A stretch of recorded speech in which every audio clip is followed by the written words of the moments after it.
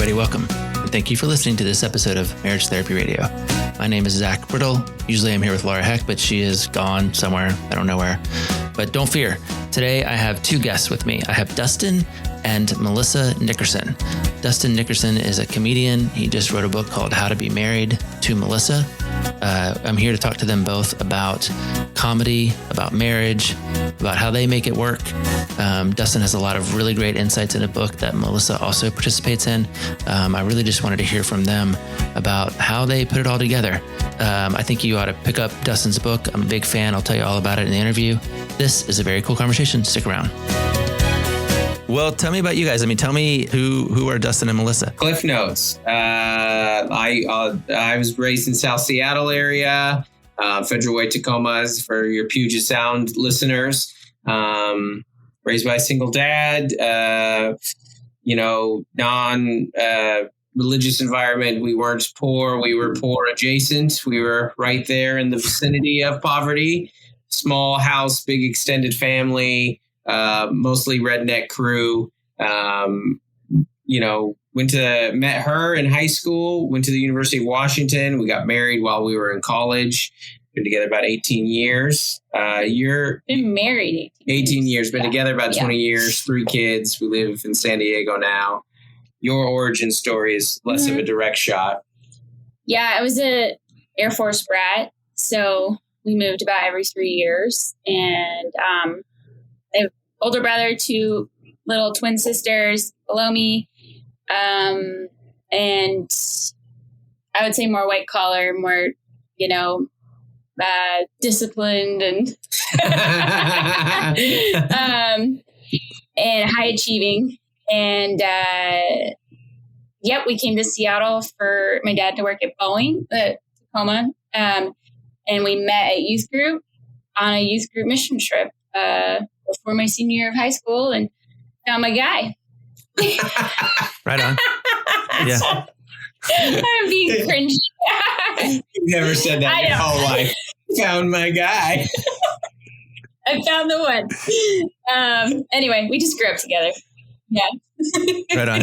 What's that like? I mean, I sit with a whole bunch of couples, and I'm kind of like you. I mean, I met my wife when I was 22, so not quite high school sweethearts. It was actually right after I graduated from college, and we were together since then. So we sort of raised each other. What's that been like in terms of going from being children together to being grownups? Do you have an understanding of that reality that you kind of became grownups together at the same time? Absolutely. Yeah. I think sometimes we go out of the way personally, and I go out of the way in this book to not even use the term successful as far as a marriage lasting, because I don't even like thinking in those black and white terms of a successful marriage is one that stays together and a divorce is a failure, because I don't think that. And so we go out of our way not to divorce shame, because we know because we were so young when we met and so young when we got married, we know that there is just an amount of dumb luck to the fact that we have grown and remained, compatible people that are, because we were children. We were so young at the time, but have grown together in a way that we were complementary then and still are now. Because, it's, we have changed. You just pulled up an old picture of us in high school, and you're like, that's not, technically that's not, but that's not me at all. So I have an understanding of it, and we are very grateful, and also yes, marriages work. Yes, you have to work on it. All those kind of things. Absolutely true. Also, there is some dumb luck to it. I don't know. How do you think about it in the raising each other type stuff? No, I think in every sense of the word we did, Yeah. I remember planning our college classes together, in the little student union building, all of it. Yeah. You get married really young, and then you also have kids, and you're like, you don't have to do it that way. You were there to take me to get my wisdom teeth taken out. There's some youth things here, Well, I think I think you guys and me, we're a little bit different than a lot of people because we got married because it was the way that you sort of signaled that you were an adult. And these days we live in a world where a lot of people are sort of becoming adults and then they go, oh, I guess now is the time for me to get married. And so it's a little bit backwards. I come from the same sort of tradition as you guys in terms of like kind of coming out of the faith and understanding that, you know, sometimes getting married was the way that you sort of signaled you had arrived. And it was a little bit of a hard awakening to understand that wasn't necessarily going to be the case. But yeah, it's, I really am interested in a couple of things just about your specific journey, in part because I've had this energy on the podcast to talk to people who are really good at a thing. So I had a Top Gun pilot on once, and I had a guy who was a professional nerd. He is one of these guys who makes YouTube videos about the Easter eggs that you missed in last night's episode of Obi-Wan Kenobi, you know? Oh, yeah. And we got to talk to an Olympic athlete because I want to know, like, what do they know about their thing that helps people understand our thing, and our thing is relationship. And so I've been dying to talk to a comedian because I'm interested to know what the two of you have learned specifically about comedy and how comedy, whatever that is, informs the way that you move through the world, maybe you move through relationship, not just your job, but the way that you interact with each other and the way that you make sense of the world. That's been an energy of mine. And I just want to pick your brain a little bit about what you've learned, because I understand your trajectory. I understand that you sort of came through sort of the pastoral route. And I love that one line and where you say, hey man, I quit being a pastor to go do comedy, you know, sort of like, so it's something about that transition, but there's something about the art itself that I think is interesting to hear about. Yeah, I always am hesitant, as you know, to refer to comedy as art. Because if it is an art, it's a very, very silly, stupid one. Okay. It is technically one. It really, you know, walks the line of entertainment, artertainment right there. Right. Yeah. What's the better word? Is it craft? Yeah, it does. I don't know what it is. Craft works. I'm in show business. We're in the entertainment industry because, you know, more so than anything, it's my responsibility to put on a good show. That's job number one.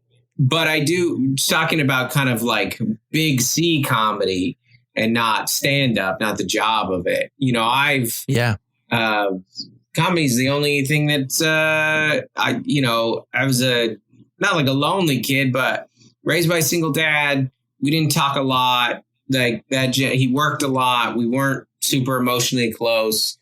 Comedy, music, movies, like that's how I process the world. That's the only stuff that kind of resonated with me. And like, I remember watching Miss Doubtfire, and the last scene when he's dressed as Miss Doubtfire, addressing the camera / his kids, talking about divorce and being like, this is the first conversation adults had with me about divorce, you know? And so I recognized how it was helpful, but also just how much I enjoyed it, how much I enjoyed laughing, how much I enjoyed how people could share their worldview and their perspective, whether it be about parenting or politics or shampoo or traffic or whatever it may be. I definitely really resonated with it and was drawn to it in that sense. And like, if I have a life thesis, it's that I hate serious things. I hate people taking things seriously. I know you should take some things seriously. I never enjoy it. I've never one time enjoyed a serious moment in my whole life. And that's my function within the role, and within the world, my role within it. But and so hopefully I can help people in that. But it just means there's tons of trial and error, and that there are some things that I should be taken seriously, and I joke about them too. I joke about them when you should. So I don't know. What are your thoughts? Yeah, how does that work for you, Melissa? Like that as a person? Yeah. Yeah, I know I know them. They're my friends. They're just like, with their spouses, they're like, knock it off, stop it. Like, this is serious. Like, don't do this. And I don't know. I guess I too can be lighthearted. I'm way more serious, but I think I do love humor, and I think it helps to not make me so serious. So, I don't have, a lot of spouses, like, they don't want jokes about them.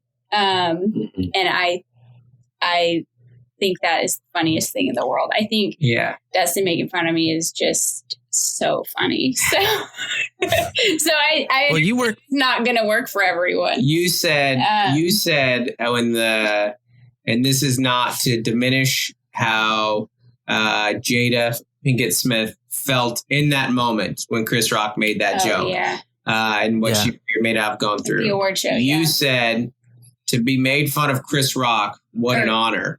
To be made fun of by Chris Rock. To be made fun of by Chris Rock. What an honor. Yeah. And I was like, you are a comedian's wife. Yeah. That's what you looked at and you're like, I'd love to be made fun of. Yeah. And I had so many, I was like, the security and, like the stage. Yeah. I had so many red flags with that. Yeah. Well, it's interesting because I think, in my work, I do spend a lot of time trying to get people to take themselves a lot less seriously. And that is something that I've noticed about you guys. I watched a little bit of your stuff online and just, again, reading through, and I feel like there's a strength, there's a value there. And you still, I forget exactly what it was, but you talked about conflict that you have, and some of it's not about the big stuff. It's about very, very little things. So what was the example that you used? I feel like it was, I don't know. It's always the dishwasher, or it's always, traffic, or it's always something that gets you into these world beating fights. But I mean, that's what the surface of the fight is. But like we talked about, I think the metaphor we use in there is like, that's the broken sidewalk, where it's the trees, roots under the sidewalk that are actually the issue there. Like if we're fighting over, I think I used the example of the mispronunciation of a word, or the old categories fight, or salsa. Yeah. Oh yeah. The categories fight. Yeah. That was the one. Yeah. Mm-hmm. But we're not actually fighting over categories, right?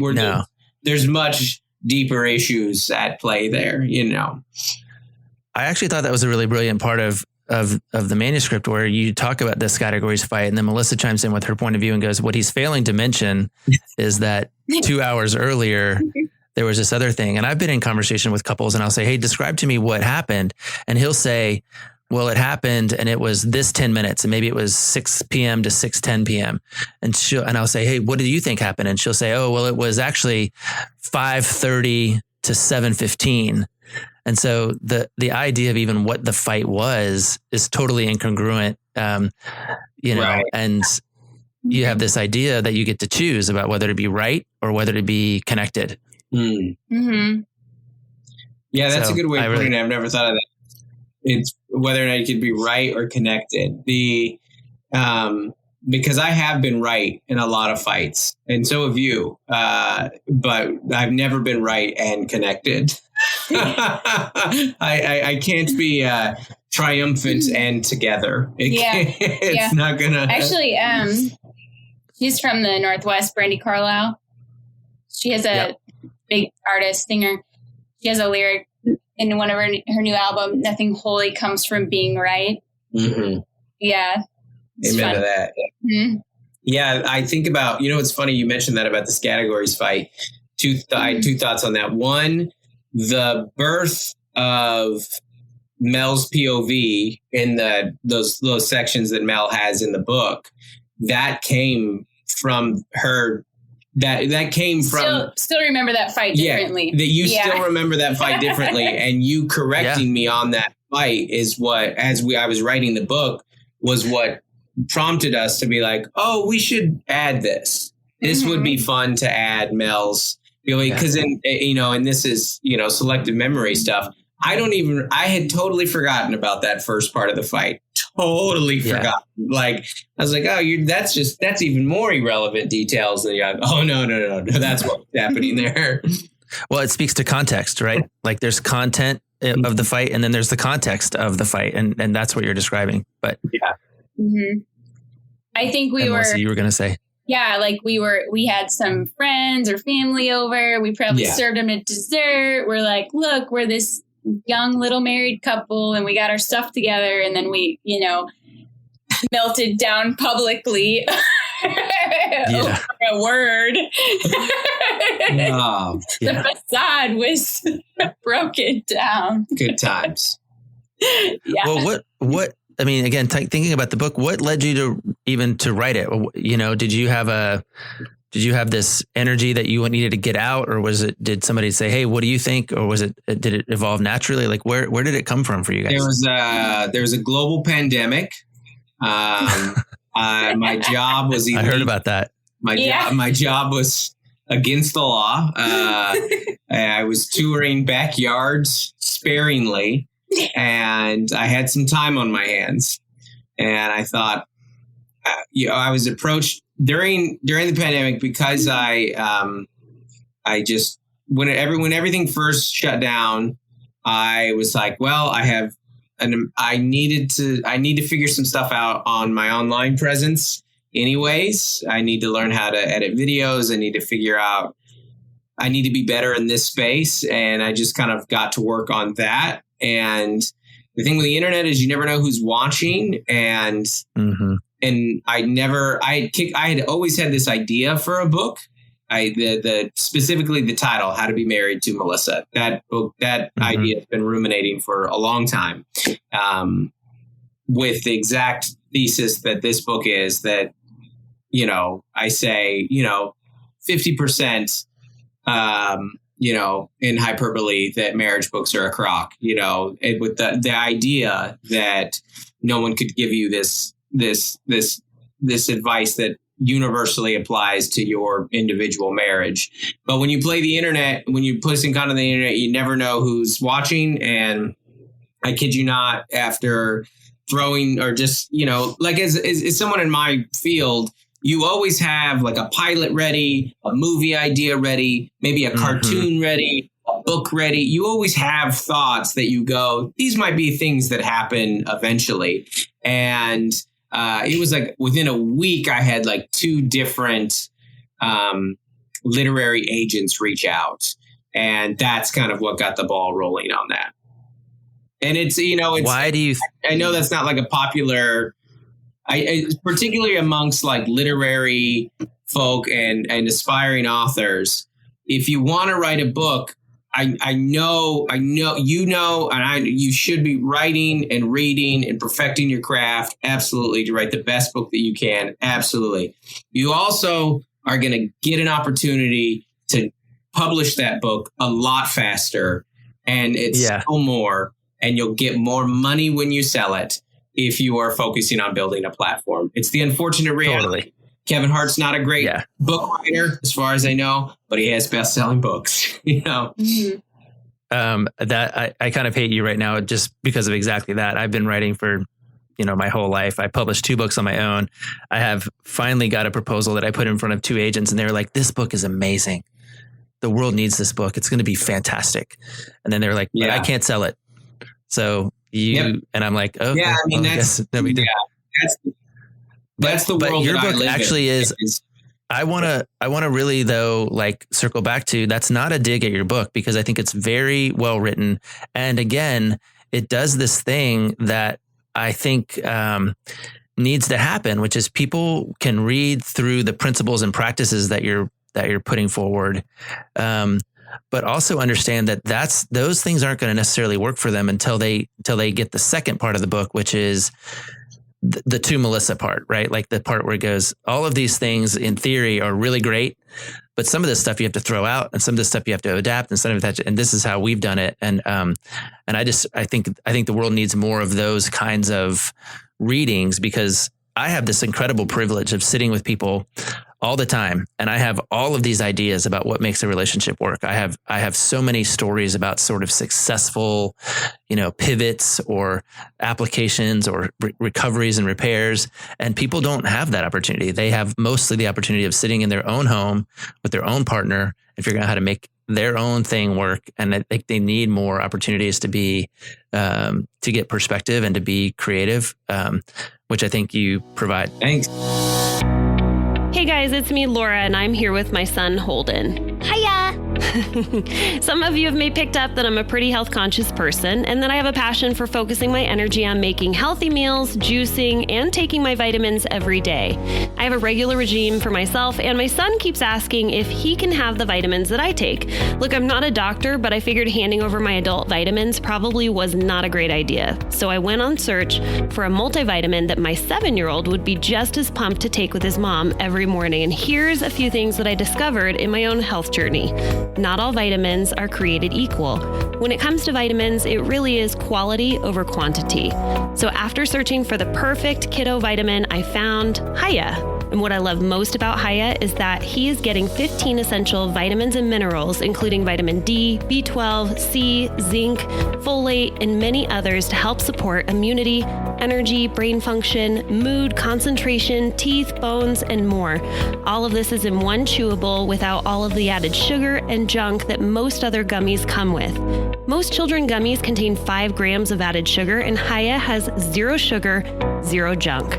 The best part about Hiya is that my son is the one who keeps reminding me that he needs to take his vitamin because it's delicious and it's something that's special just for him. We've worked out a special deal with Hiya for their best-selling children's vitamin. Receive 50% off for your first order. To claim this deal, you need to go to hiyahealth.com/MTR. So this deal is not available on their regular website. Go to hiyahealth.com/MTR and get your kids the full body nourishment they need to grow into healthy adults. You know, there's this idea that a successful marriage is in some parts the product of dumb luck, but what is it? What would you call a successful marriage? And part of it is you don't take yourself too seriously. Yeah, I mean, I think that's probably one of the, I mean, again, if the idea of this book, like, I don't know that I could define that. I can only define what a successful marriage for us is, what a successful relationship for us is. That kind of ties into what you say you might have missed there, is that if there is the thesis of this book, it's that it's that I can't talk about marriage. I can only talk about our marriage. This is what our marriage is. And we know what success in our marriage is. We know what it, feeling connected. That's what it is for us. Feeling together, feeling one, feeling. I think it's like two people actively working on themselves and in their relationship, willing to grow, and change and try. The try piece is a big one. You're right about that, because it is easy to just be like, I don't want to change. I don't want to work on that. And you mentioned connection earlier in the conversation, right? That being right or being connected, that's part of the try. Yeah, that's good. Mm-hmm. Yeah, I like that a lot. Yeah, I would say there's always something that both of you want. And that's got to be the target. And usually if they can't identify what it is, I'll say, how about you want to go to bed feeling more connected and less sad? And people are like, oh yeah, I want that. I go, okay, well then maybe everything else trickles down from there, including the way you parent, including the way that you engage conflict, including the way that you engage intimacy. I think another thing that really shines in your book is the idea that you guys are primarily sex positive, meaning that you don't have, a lot of sort of the trappings of sort of cultural shame or embarrassment or whatever else that's sort of a part of what can easily become wrapped up in the culture if you're not paying attention. That's always, I think, part of what a successful relationship is, because you can have the part about how you're working on yourself and you're trying, but you can do that with your roommate or your brother or your kid. But you do have to add this other part, which is, and we really do choose to engage intimacy in a different way. Yeah, I mean, I think that if working from what I said, what defines our successful marriage would be like feeling connected, and which I know is very ethereal and like doesn't show up on a stat sheet somewhere. But we know exactly what it feels like. And we know even more so, we know what it feels like when you're disconnected. Like, when you're not connected. Yeah, exactly. Without sex and intimacy, we can't fully be there. But that has been an issue at times where, there had been one of us wanting to and the other going like, I don't feel connected enough for this. I don't, because there is a vulnerability and a willingness and there can't be, for us, there can't be a demanding of it. There has to be like I think it is part of feeling connected, but I also think it is kind of a fruit of being connected, and it doesn't really happen without the connection piece. Right on. What do your kids think of your relationship? I always ask that question. Like if I said, "Hey man, tell me about your parents," what would they tell us? What do you think? I mean, they're at such different life stages. The 15-year-old boy, the 12-year-old girl, the 8-year-old girl. What do you think they thought? Well, we do joke. Like our son went to summer camp and we were like, Dad and I met at 16 and 17. I know. We have thought about that. Like, I mean, if you're on our timeline, you will meet your wife next summer. Yeah. This weekend. Yeah. Yeah. But no pressure. I'm not sure. Yeah. I think they know we're happy and that we choose each other. I know that they have to sacrifice sometimes too, and we'll tell them, we're like, hey, I mean, you'll be fine the next 2 hours. You've got, this babysitter or your siblings. Like we took our daughter on a walk last night, 20 minutes, and we were like, our 8-year-old, we were like, you can come, but we're going to talk. Yeah. Yeah. We didn't actually want her to go. We're like, this is us. Yeah. And she talked a lot, but we were like, and we're still going to talk a little bit too. Yeah. So we've been doing your homework for the last hour with you. Yeah. We're going to choose a little bit of us for a bit, but of course we love you. And yeah, I think both of us, I don't know. I've thought this before. Like I think our kids know they probably think we're a better marriage than we are parents. Because I love that. I don't think we're bad parents, but I do know we have a good marriage. That I do know. Too early to tell. Too early to tell on the parenting thing. And I wouldn't have said that in the real thick of it. And we'll probably, we'll have dips in the marriage again. That's what it's like, right? There are upcoming trials ahead of us, that I'm sure of. But I do think that they know we prioritize each other, because like we went on both to promote this book and some personal stuff, a few things this spring where they had sitters and grandpa was watching them and stuff like that. And even our 8-year-old kind of like sillingly said, like, the point of having children is not to leave them. Yeah. And we laughed. Like, I mean, this is the same girl that we missed her first day at kindergarten because we're like, I mean, I'm going to be in New York if you want to come there for our anniversary. Like, we tell that story in the book, that they know that they're loved and they know that they're cared for. But I also do think that they are very well aware of the fact that we predate them. This predates them and will exist after they're out of the house still. Yeah. Yeah. I love that. I actually think that's really powerful because I think, Melissa, you said it, the idea that they know that we choose one another. That feels really important. And in fact, it's part of when I talk to people who are churchy, I'll remind them that the definition out of Genesis actually is that a man leaves mom and dad. So there's that leave piece.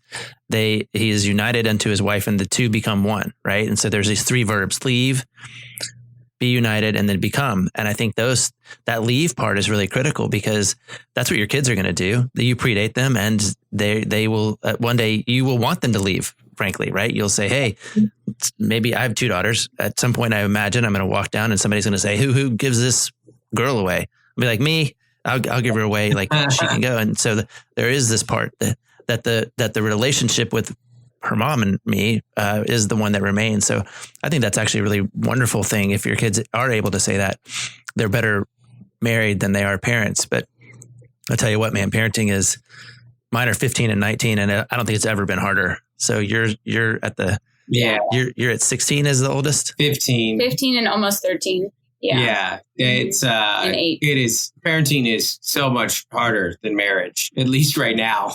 Yeah. This isn't on cruise control, but we know how to do this. Like, yeah, I know, at least in this season, again, there'll be new challenges ahead, but every challenge that we've had so far and the challenges that we're facing right now, with the exception, that's not even true. I was going to say with the exception of this book coming out on Tuesday, but I've released projects before, and I know there's always just like how are people going to receive this? And that's what I'm feeling right now. But we know how to navigate this stuff. With parenting, you're just like, I mean, today is our son's last day of his freshman year. And I was just like, I was thinking about that today. I was like, I have to figure out how to keep a 15-year-old busy all summer. I don't know how to do this, but I know he has to be busy. So how are you guys feeling? Do you feel like you're about to be, you're forward facing quite a bit. Melissa, you seem like you understand the nature of the game, but in a week or two, your whole story is going to be out there. How does that feel? What does that feel like? Oh my gosh. No, I'm kidding. Yeah. People always like pull out a nugget that you like forgot about, or you didn't, that wasn't your big takeaway, so it's fun to see people connect with the work, and you just never know what they're going to connect with, so it's true. I enjoy that. And that's fun. I mean, there's criticism. There's, I don't remember the story that way. Like everybody has their little piece, in our story and in our life. And hopefully everyone will be gracious and know that we best intentions, Yeah. I think it's brave. I think it's funny. I think it's really respectful to you both, just as an exercise in the sort of the process of showing what it means to be sort of transparently moving through this thing. I will definitely make sure that my friends and family read it, and I hope that the folks that are listening to the podcast will. Is there anything that you want to make sure they hear about before we shut this thing down? No, I don't think so. Where do people learn more about Dustin Nickerson? Yeah, the nice thing about being named Dustin Nickerson is there are no others of me in show business, so that I know of at least. And if there is, I've conquered said Dustin. Anywhere, the Google, right? Yeah, exactly. Dustin Nickerson is all my handles. Dustin Nickerson Comedy for TikTok. I have a special on YouTube. You Google me, you'll find me. I'm touring back up in Seattle in August. I have tickets. We're going to make sure that we see you then. And awesome. And we bringing my crew. Excellent. Hey, first show sold out. So if you haven't bought tickets, you're stuck at the late show. Yeah. Well, I prefer the late show. So that's where we'll be there at the 9:00 show. So excellent. Fantastic. And Melissa, do people need to find you too, or are you're just CEO of Dustin Nickerson Comedy? Yeah. I'm on our podcast, our funny podcast about family. Don't make me come back there. And you can, as long as you're not too creepy, I'll accept you on Instagram. So, yeah. She's got a little filter. Yeah. Yeah. Very cool. It's not too creepy. Exactly. You need to have one photo posted. You need to look normalish. Yeah. Yeah. Well, I'm glad to talk to you guys. Thank you for making time for me. I'm going to go ahead and land this plane, and then we will figure out how to make sure that everybody becomes aware of how to be married. Yeah. How to be married to Melissa. Correct. On newsstands now, or newsstands. Are there still newsstands? I don't know. I'm just hoping we get you in a Target. If I see you in a Target, we're going to freak out. Yeah. There you go. Yeah. All right. Thanks so much, guys. Thanks. There you have it, Dustin and Melissa Nickerson. I really enjoy talking to them. You might remember I have this thing where I want to always pick the brain of experts and see what they have to teach us about how their job informs a relationship. Dustin and Melissa did not disappoint. I love their take on humor and how it all works together to help form a relationship. Check out Dustin's book, How to Be Married to Melissa. It's on sale now.